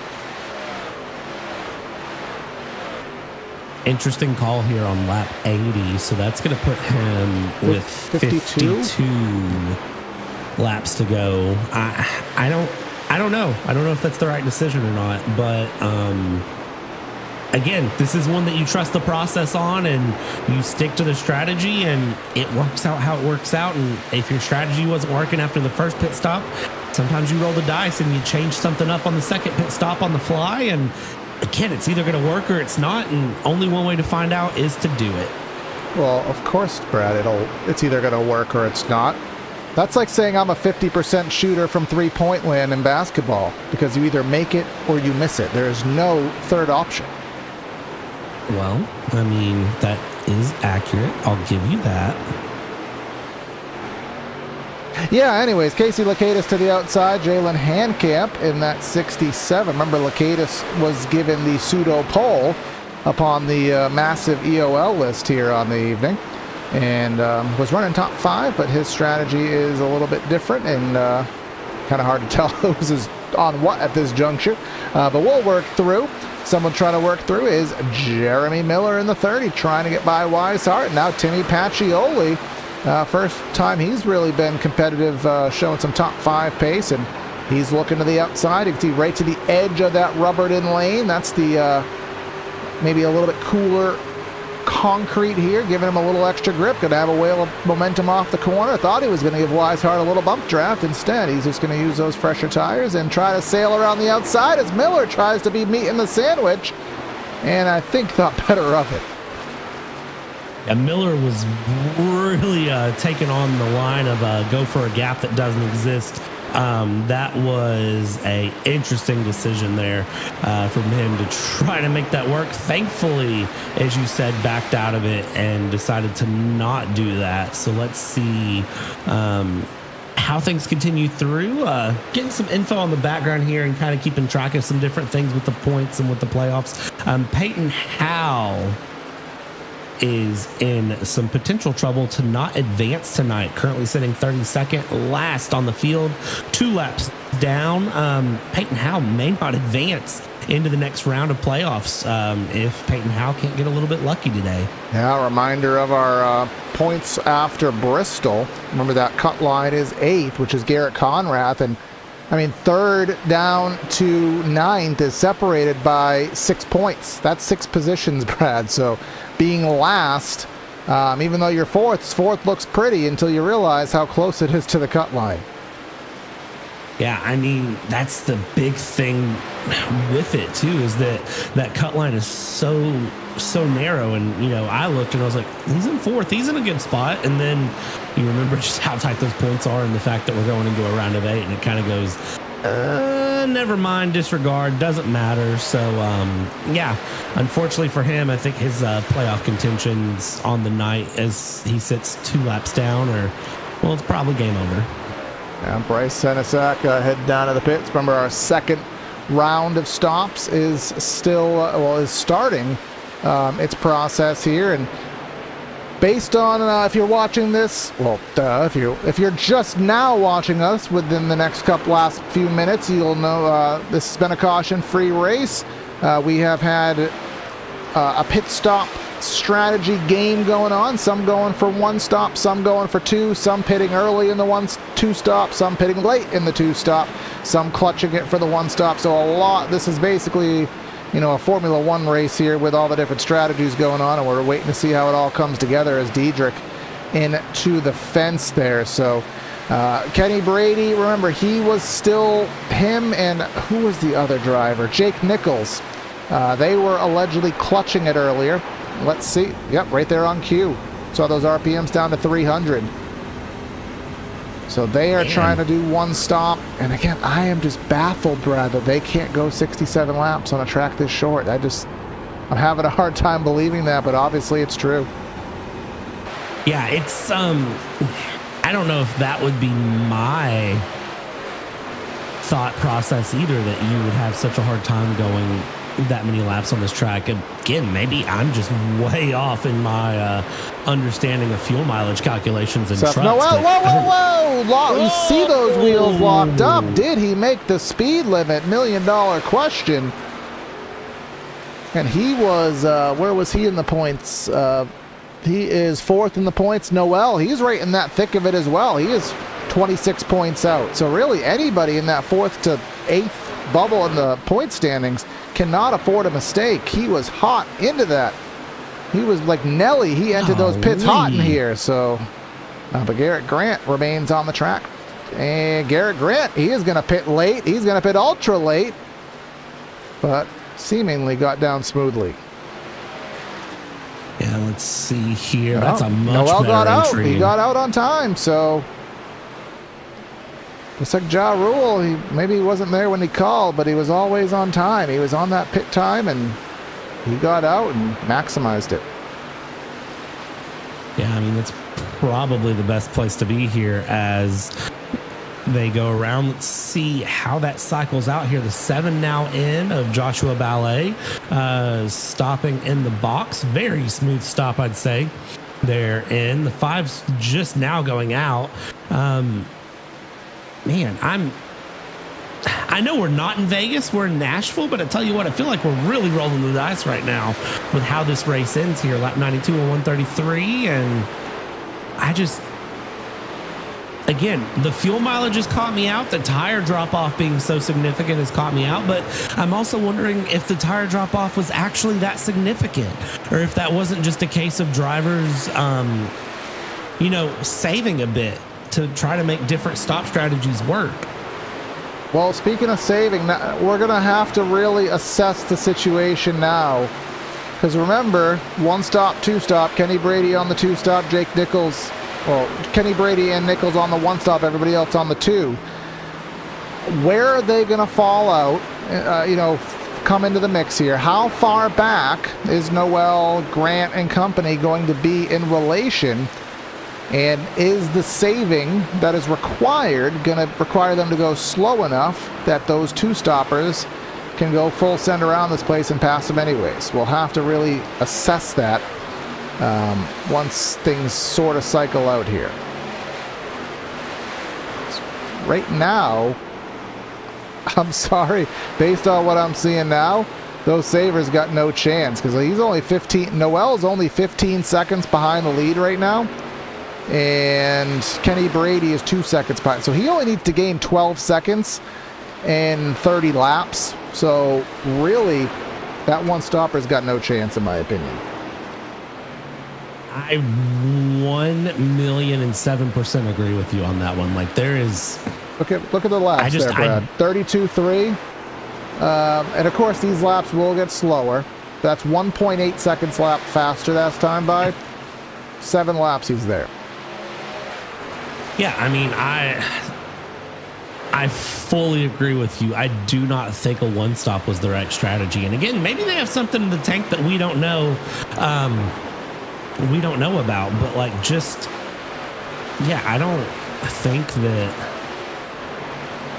I don't think a 1-stop was the right call. And if you made a call for the 1-stop, I mean, at this point, you're committed to the bit.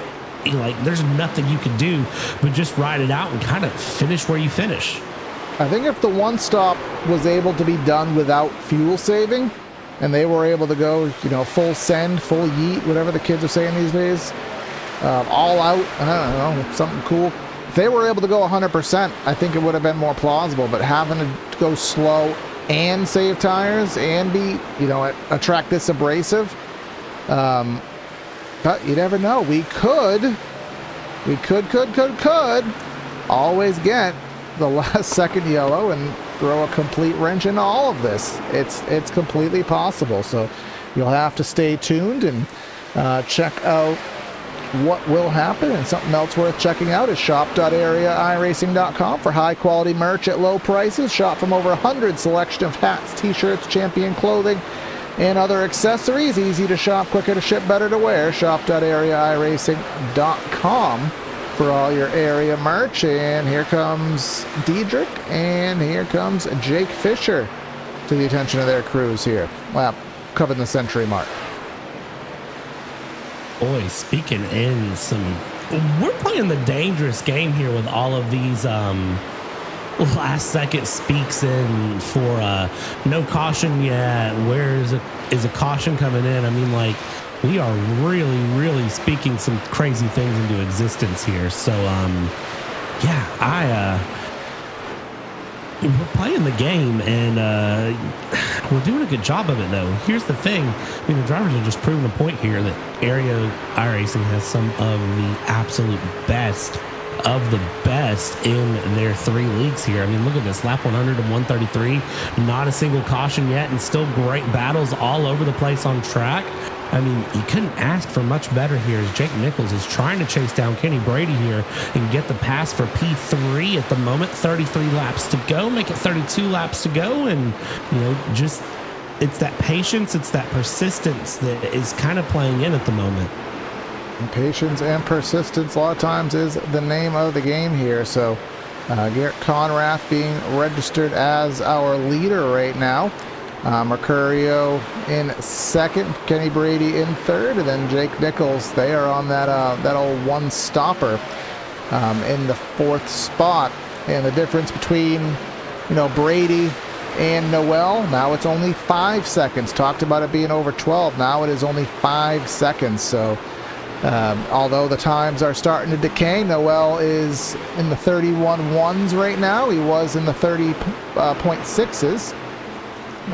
Let's just take a look at the last time. 31.19 to, right around, still a second faster. So Noel will be there in no time at all.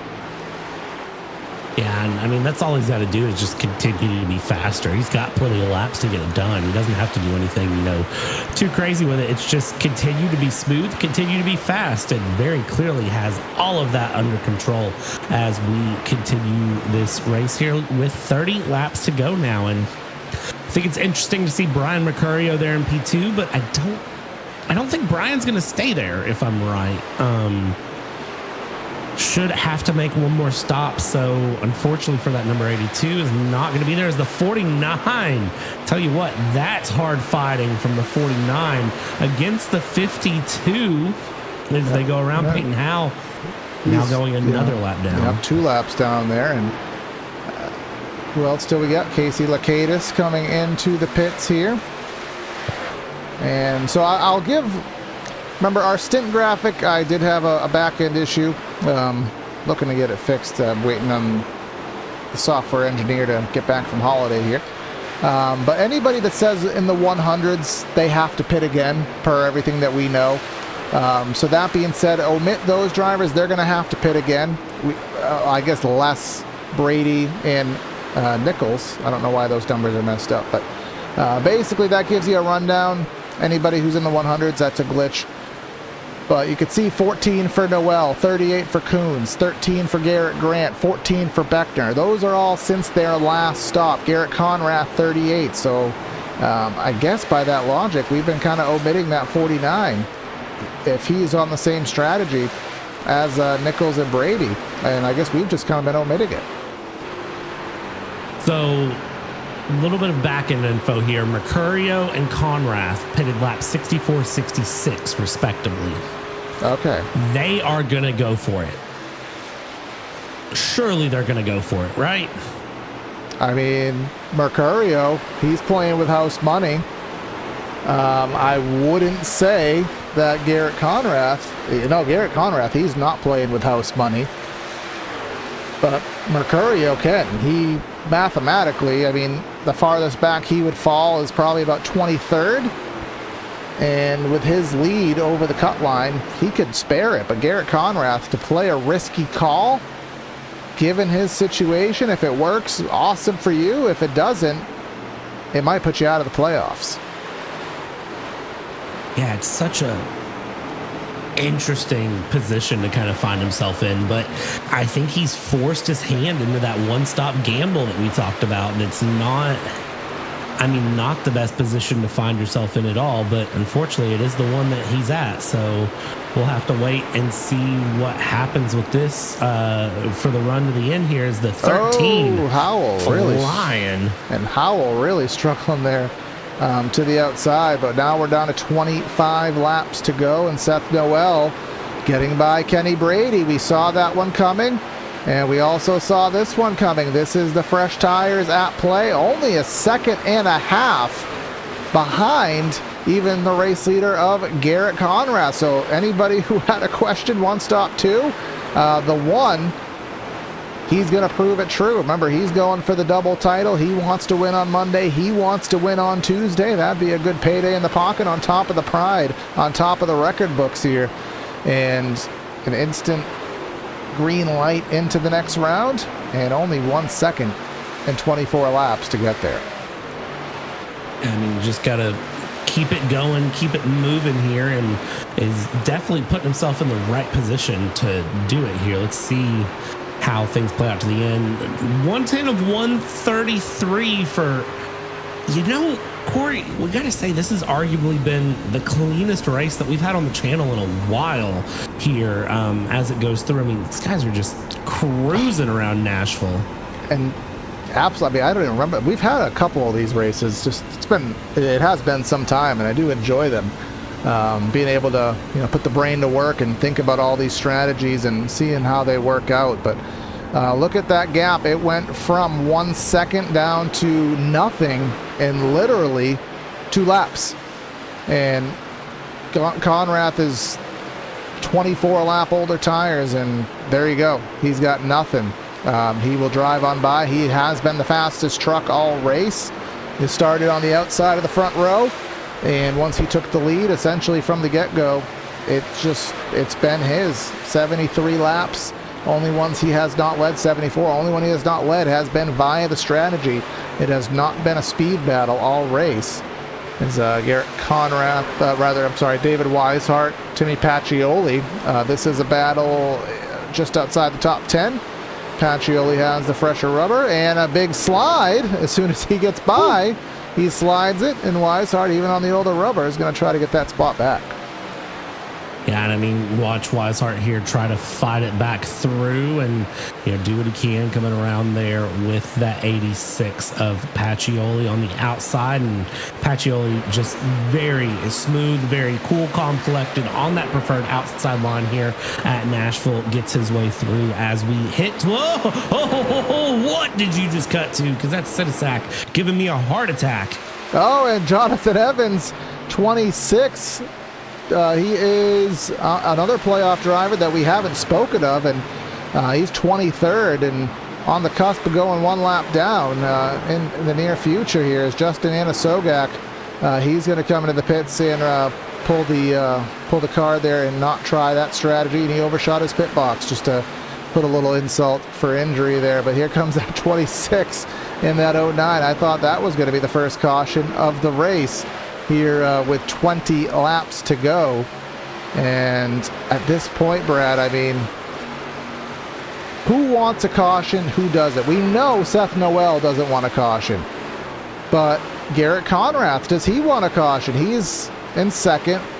Brian Mercurio, does he want a caution? Maybe he wants a shot at the win, but if you thought about where he was running prior to that, I mean, he was running mid-teens because of that penalty, never got to recover. So, I mean, if I'm him, I would take the third and move on with this.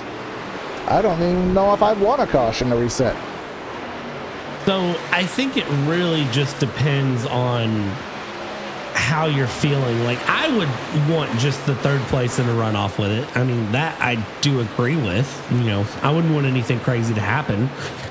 But I think, some drivers probably think they have a lot more of a shot if they can get a bit closer and have a bit more. Peyton Howe obviously is going to want a caution to try to get a lap back at least. But I think even for Peyton Howe, if there's one caution, I don't think that's enough. And you get into a whole thing that I don't think he wants to be in. So I just think at this point, let this race run to the end. Just let it play out and let it go. Well, someone who's not letting go, Travis Beckner, getting by the 15 of Forrest Smith. And to the inside, Anna Sogak on the fresh tires. He'll get by. And now let's just take a look at our weather, Brad, because this track, it has gone down 6 degrees in the hour and a half or so that we have been out here at racing. But really, and I'm not sure if it's the setup, it's the skill, it's the track, combination of the three, but other than maybe some over-aggressive pit entries, I don't think we've seen more than 1 or 2 drivers wiggle here. These trucks seem to be super stable here at Nashville. Not seeing any real issues pertaining to control or, running sideways on the right rear. So these things seem pretty gripped up, which surely has led to how clean this race has been. I mean, this is the most stable I've ever seen a truck, period, around anything NASCAR related, actually. I'll just expand that. This is the most stable I've seen a truck, a car, an open wheel, anything run in weeks, months, probably this year, in all of our coverage that we've done. I haven't seen anyone, have trucks this planted, have cars this planted, and just be able to run through without, a care in the world, basically, and just continue to battle and run and race. It's so amazing to kind of see where we're at here with 15 laps to go. And Garrett Grant, I mean, you saw there maybe a little bit of a bump and run there, and a little bit of a wiggle behind him there from the 28. I believe that was of Travis Beckner, having a little bit of a wiggle as we ride on board with Nichols, who's trying to chase down Mercurio, and he's still not comfortable. He's still not comfortable on fuel. Not at all. He's not comfortable on fuel, but he's still going to go for a pass here. That's the podium spot. That's the interview spot, third place on the line here. Who's going to get that? Anna Sogak, he's probably just going to go dive 3 wide. He's on fresher Goodyears, but no, he's not going to go 3 wide. I don't want to screw up this battle, but I want to get myself going here. Anna Sogak 1 lap down. He does have about 5 or 6 drivers ahead of him. And on the infinitesimally small chance of caution is to come out. And he's going to kind of give the bump draft, but it is hard on those old tires to make those passes work on the bottom. But it looks like Mercurio, one way or another, will suffice to it. Take that back. He's going to pull side by side once more. Yeah, I think it's interesting that he's not comfortable to make it to the end yet. That's really shocking to me here. 12 laps to go. You really need to know at this point if you're in the position to make it or not, as we see him going through. And pit lane's starting to get busy here right at the end. It's Tyler Hallman in that 62. He was our one driver who had the pass-through, the drive-through penalty to start the race. And for all his luck, the one time he has a drive-through penalty, the race goes completely green flag. As Kenny Brady, Forrest Smith try to throw the last second caution out here. That was a millimeter separating them there. I'll use the metric units for our livery friends out there. But luckily we were able to persevere through that, as Nichols and Mercurio still can't settle out that third spot. I don't think this third spot's going to be settled out until we hit the checkered flag here, 11 laps to go. And you can see this is kind of a cork in the bottle for a lot of drivers that want to make their way around. And that is, the really unfortunate thing. Anna Sogak would love to get past here and try to at least get back on a lead lap with 10 laps to go in case something does happen. But these two, are basically taking up the whole track, and there's nothing he can do but just send it around the outside. Can he make it stick, though? Like two trailer park girls, Anna Sogak goes around the outside and just says, I'm sick of you guys holding me up here. I'm trying to get something out of the remainder of my race. That is Peyton Howell, who may have learned that trick and try to execute it himself. Garrett Grant, remember, he was realistically the second-place driver prior to the pit stop cycle starting.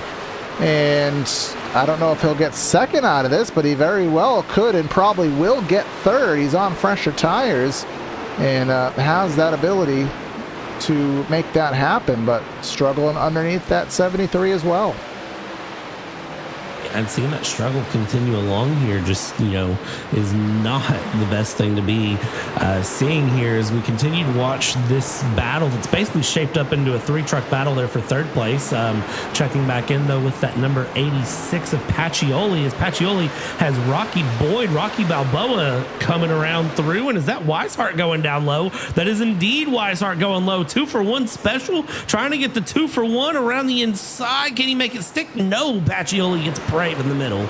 Yeah, he's with David Weishart on newer tires than them and trying to make it happen, but on older tires as they are now, even new old tires, still hard to make that inside lane work at certain junctures. But Mercurio has held on for the time being, and now swapping lanes. Garrett Grant in the 5th place for the moment, trying to get fourth using that outside lane. Peyton Howell just kind of stuck waiting in similar fashion to what we saw a few laps ago with the other lap down vehicle. Garrett Grant has cleared. Now he'll set his sights on the back of the 82 and to the inside of the 82 quite rapidly. Very quickly around the inside there, and the 5 going to try to hold on to it. The 82 is going to squeeze in there. No! Womp. Womp.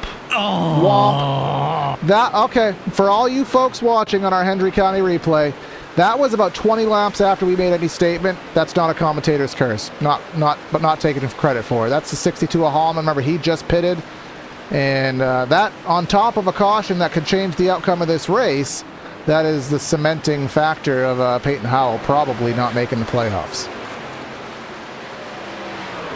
Well, round 2 of the playoffs, to be specific. So now we're going to catch up to the pace truck, And now let's pull up our stint graphic again. Omit the glitches on 129. We know Mercurio probably going to pit. Look at these numbers and ask yourself this question, and I'll ask you, Brad.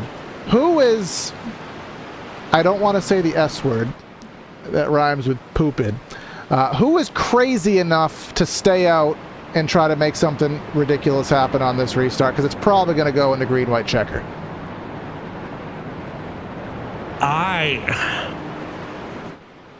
Seth Noel's in. Oh, this is such a mixed bag of decisions that I disagree with. I mean, you kind of, it's 2 seconds of fall off, but we'll just have to wait for timing to update to see who actually stayed out, if any. It would just be such a, I'm trying to be nice and politically correct. It would just be such a ridiculous call to stay out. I don't think anybody did, actually. Timing is not indicating that, so everyone was smart and pit. 4 tires and fuel seems to be the normality. Actually, no, let me take that back. Let's pull up our pit box times, Brad. 2 tires for the majority of the field. Garrett Conrath, 4 tires for him, so that's 40 laps on those left sides. We haven't, I will put on my bingo card, nobody has practiced running old tires with 40 lap lefts and brand new rights. So the Garrett and Garrett show, this could be on row number 3. Oh man, this is gonna be, and this is all ahead of your leader right now, which is being scored as Seth Noel. These are all wave around drivers. You have Servideo, Denice, Smith, Anna Sogak, Nowicki. They are all going to get wave arounds, and I believe Casey Lakatos was our free pass. So it'll be 3. So this is going to be, and we've had a couple of these, Brad. These are usually anomalies, but they've been happening more and more common. This is going to be a regulation green-white checker. So it's still scheduled at 133 laps, but we're going to have a 2-lap shootout to finish this thing through. And who is going to be chugging that can of victory fuel? I genuinely and honestly could say I have no idea, but my bet says it might come on row 3. I think it's the viewers that are going to be the ones chugging the victory fuel, because this is going to be one heck of a race finish if there's ever been one. And that is the best way I know to phrase that is, well, that's the family-friendly way to phrase it, is that this is going to be one heck of a race finish here. So buckle your seatbelts, ladies and gentlemen. If you haven't gotten a snack, well, sucks to be you. You're a little too late, because Pace Truck's going to pull off, and, well, let's see who gets victory fuel when it's all said and done. 2 laps to go. Will all these drivers get up to speed? Will there be any wheel spin? Will they get through the corner okay on those untested 2 tires? Let's find out together and solidify our round of 8. Green flag in the air. 2 laps to go. Good jump by Noel. Watch row number 3. Watch the 5 and watch the 49 on those 4 fresh ones. And here we go around the fresh tires. Does it make the difference? Does it make the run? Let's see what happens here. Top 4 stacked up by a rate of nothing here. And Seth Noel just needs to basically run it through. Coming around, if we get the white flag, we should get the checkered. Let's see here as we exit out of 4. Will they make it to a white flag coming through? Barney has the white flag. White flag waves. 1 lap to end it all. 1 lap here at the Nashville Super Speedway, a race that will have been marred by simply 1 caution with 5 laps to go. But Seth Noel is going to come off the back straightaway here, who has led a myriad of laps, pushing 80 laps here on the day. And we thought that maybe there would have been a chink in the armor there with that caution flag, but nope, he's going to persevere, and he's going to punch his ticket into the round of 8. Seth Noel going for the double crown. He's going to make it look easier by transferring with the win here at Nashville. What a great run from Seth Noel there to gamble it out, make it count, make it run, and everybody through the field just, that was such a hard fought race. Just the single caution there at the end, mixing it all up. Yeah. Wow. I mean, obviously those two tires held on a lot better than expected because Garrett, they didn't move. They finished 5th and 6th here on the day, but Seth Noel getting that win on the season here in the Truck Series, and surprisingly, Brad, this is actually his first win on the Truck Series schedule here. I'm refreshing it on the back end, making sure. It's very hard to believe, but yeah, this is his first win. And you know what happens a lot of times here, Brad, in these NASCAR playoffs, that someone rises to the top when it matters, and that could very well be this driver right here. Yeah, and it's just a case of, the fun with the playoffs is that it just takes one thing to, you just have to run it right. And, sometimes that's where you end up. That's what you get. And we might be seeing it. Now we'll see what happens, but some more racing to be had. But wrapping up here today, a myriad of yellow, that is meaning the playoff drivers did dominate our top 10. Noel and Nichols. Kenny Brady with a third. Travis Beckner solidifies a good win at Bristol with a top 4 here today. Garrett Conrath in 5th. Couldn't make anything out of those tires, as could the 6 of Garrett Grant. Well, the 5th, number 5 in 6th spot. Brian Mercurio recovers from that EOL and gets a 7th out of the deal. Stravano, Timmy Pacioli, and Weishart rounding out our top 10. And there we move on. P11, Jeremy E. Miller. And the E stands for, I don't have an answer right now. Rocky Boy the third in P12 with Jordan Kuntz in P13. Danny Ware, where was he? He was in 14. And Caden Diedrich finds P15. Mr. Daytona, Mason Kane in P16 with Joshua Ballet, finding his way in P17. Jalen Handcamp 18th, Bryce Sinesak P19, and Ben Pierce P20. Sally sells she shells by the seashore. Nope, couldn't do it. Yeah, I can't say that. Tanner Love in 21st, Gabe Herschel in 22nd, Jake Fisher 23rd, and that is the end of the yellow. We got Lakatis, remember he was up front early, didn't last. Anna Sogak, the Wiki Smith, the nicer video, and Hallman, and then just rounding things out, Howell and Evans. So that is 2 guarantees not to transfer to the next round. But let's start things out here and head down to Victory Circle, which is brought to you by Victory Fuel. You can get Throttle Punch, Purple Potion, Lucky Lemon, all caffeine free, packed with electrolytes, charged with vitamins, and kid friendly. Get 10% off your order with code AREA iRacing at checkout.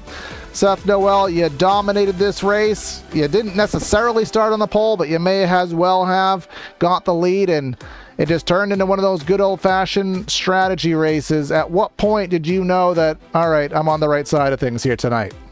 I felt really good after that first run when Jake and Brian and Garrett all came out like a second ahead of me. I'm like, ooh, okay, we cooked. Yeah, I mean, we had good pace, and 2-stop ended up working way better than I was expecting. I honestly expected to get like 10th if it had stayed green, and I guess they just had to save like that extra like 2 laps each run. That just really slowed them down, and overcut was good enough to get past Garrett on the first run after the stop and set sail, and then we get the yellow and I'm freaking out and able to hold him off. Yeah, absolutely. And I mean, obviously 2 tires for the majority of you guys, and then 4 tires were about road number 3.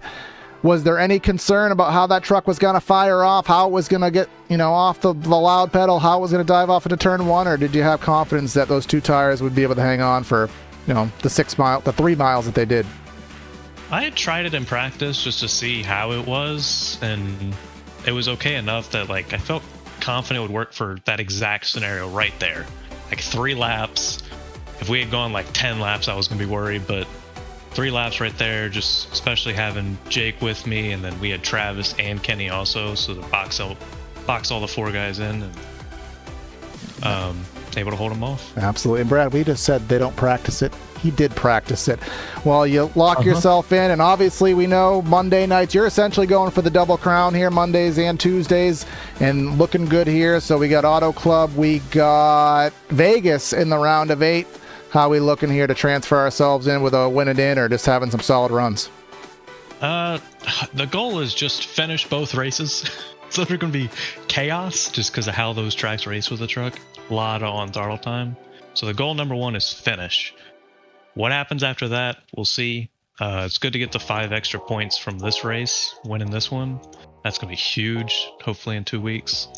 And maybe that might be the difference. Absolutely, man. Well, we'll congratulate you once again. Any final words before we let you go? Shout out Mad Liveries. We ran the Swim Night in America scheme. Finally got in victory lane. We haven't gotten in victory lane since Atlanta last season in the Truck Series. So finally able to get that second win. Appreciate Matt all season with the graphics for 609, and hopefully we can get another maybe 3. We'll see what happens. And just for you guys, we always have a debate. Is it a paint scheme? Is it a livery because of your sponsor? We'll say it's a livery. I mean, in the game it's a paint. In real life it's a livery. Let's be real. All right. We'll right. We'll put you right in the middle on that debate as well. But congrats, and we'll see if we talk to you soon. All right. Thanks, guys. All right. And then P2, we'll send it off to you, Brad, with Jake Nichols.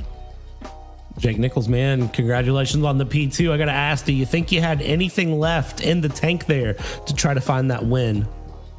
Not in that last run. I filled it a little too much for the 2 tires. That I was kind of just a little too free, but we were just focused on getting to the checkered and getting to 1-2 and really making this team point race pretty interesting. We were quite a bit back halfway through the season, but now we're going to be around like 20 points back, which is huge. I mean, it's going to be a battle and a brawl with coast to coast for the rest of the season here, but overall an okay night. I mean, I didn't race too hard, just saving fuel. I wish I honestly would have been on the other strat, just not even that it was faster, but just to see where I could have been compared to Seth. I felt like my long run pace the first run was pretty good considering we were saving, but overall we'll take it. It's a good night for 609. Obviously a great night with a 1 and 2. Ever since I've been running this purple truck, this specific purple truck, we've been running pretty good. So hopefully we can continue that into the next round and make our way into the Final Four. Yeah, absolutely. And I got to ask, what made you decide one strategy over the other? Was there anything that kind of pushed you to go that way, or was it just, the situation you found yourself in and it was just what you went with? I knew certain like other guys that I was kind of ahead or battling with, and points were kind of doing it. So I noticed pretty early that it was easy, like not easy, but it's always hard to make it, halfway. But I felt like just after a few laps, I was already pretty close to the number to make it to 66, coming to 67. So I was just like, why not? Let's see. I know Seth was doing the opposite, so kind of having 2 of us on a different strat isn't the worst situation. So obviously if the 1 stop works, then we're battling for the win. If the 2 works, he's going battling for the win. So it was nice having that split there. I did think that would have had a better shot. We kind of got held up a lot, to be fair. I just couldn't pass at the end there. It was kind of hard, but either way, the wreck happened right behind us, and 2 tires. I didn't think it was gonna, I didn't really think about it. Seth told me to do it, and it hooked up pretty good, so it was definitely the right move.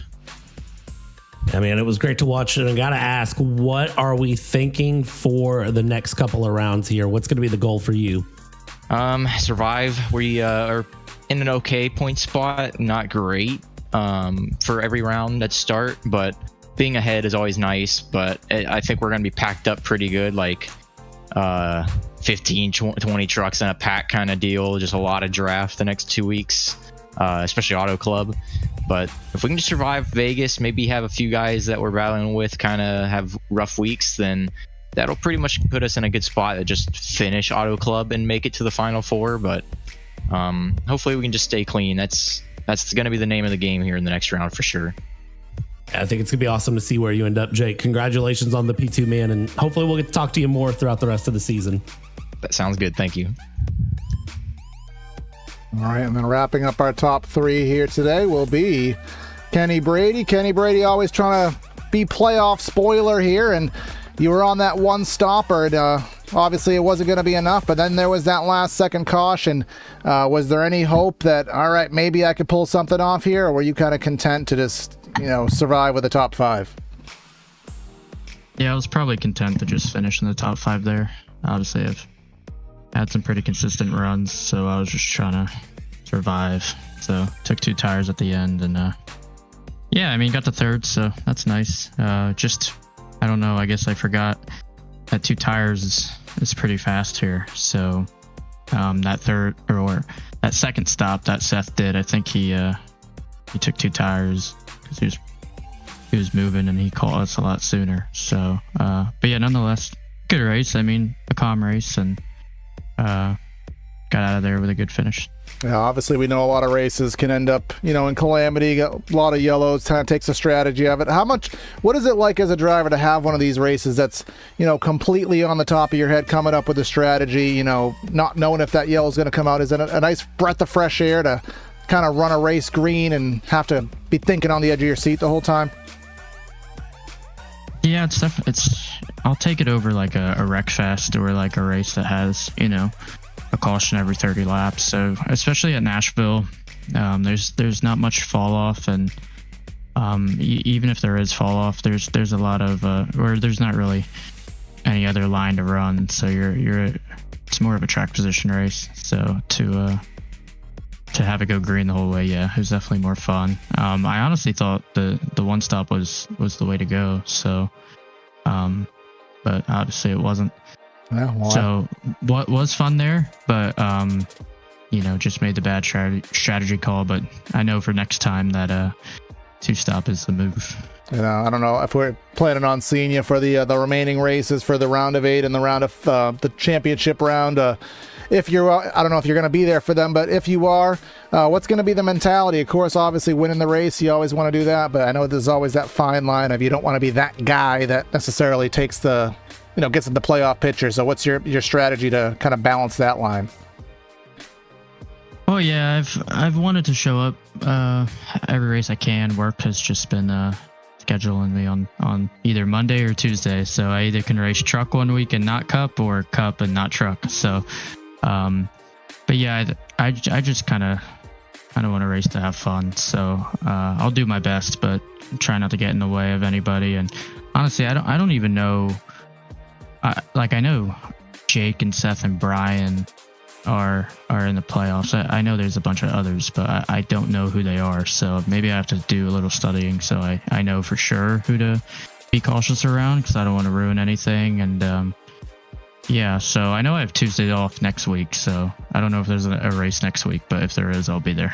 All right, man. Well, we'll see you next time. I think we're Vegas at our next race. So any last words before we let you go? Yeah, just shout out Lucky Duck Motorsports. John, obviously, letting me drive for him, and then Meals on Wheels and Tiltify and the Wounded Warrior Project. And hopefully I can run more of these, and also you guys for the broadcast. All right, absolutely, my friend. Congrats on a solid run, and we'll catch you next time you're able to join us. Thanks, guys. All right, well, that'll wrap things up here today, Brad. A quick one here from Nashville that ends in a little bit of chaos. Well, I don't even want to say chaos. It ended in a surprise manner given how the race went, but ultimately a nice quick race here at Nashville tonight. Yeah, I was going to say, I wouldn't call that chaos. I think that was just one of those that sometimes you have those unpredictable endings that happen. And I think that was a great one. I think that was a case of area and Nashville showing up and showing out. And, I can't wait to see how the next couple rounds go. Absolutely. So make sure you stay tuned. Subscribe to PTR TV. We'll be back tomorrow night with the Elbows Out Racing series and their multi-class action. We'll be back on Thursday night here for the Florida State Builders Pro Series. I don't know why words are struggling me. And then we'll be back Sunday night with the Triple Bypass Next Gen series. But that's going to be Corey and Brad signing out of the booth. Have a great night, and we'll catch you next time. See you.